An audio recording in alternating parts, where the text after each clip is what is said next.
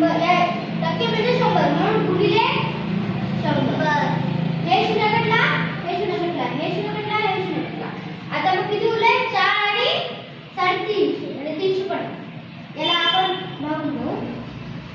4 भागिले 350. याला किती भाग होते? 4 8 32. 35 हे 36 हे मोठे आहेत म्हणून 4 8 32. 5 मध्ये 2 गेले 3. 3 मध्ये 3 गेले 0. आता हे शून्य दशक खाली घेऊ. 4च्या पाड्यात याच्यावर छोटी संख्या आहे का? 30 हे पाड्यात एक का नाही? याच्यावर छोटी संख्या 4 7 28.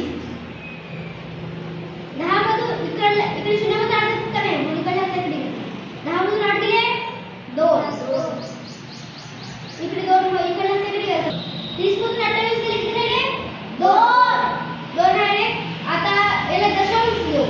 पुढे 20. त्याच्या पाड्यात 20 आहेत का? आहे. 4 5 20.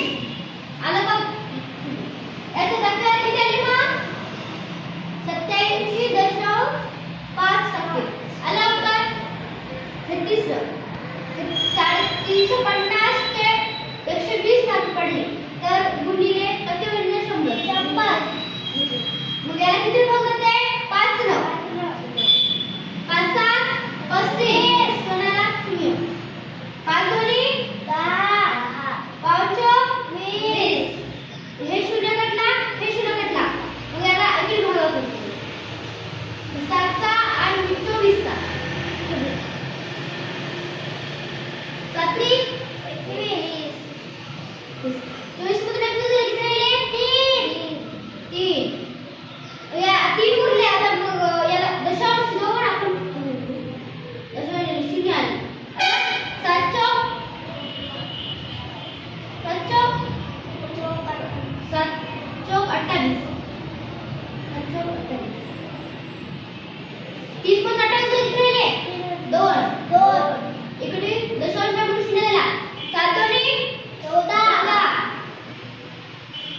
20 मध्ये 14 किती राहिले? 6. आता हे किती वाढत चाललेलं आहे म्हणून की आपण हेच घेऊ. किती संख्या घेऊ. मग किती उरले? याचं किती झालं आता? याचा याला मूल्य किती झाले? 3.42.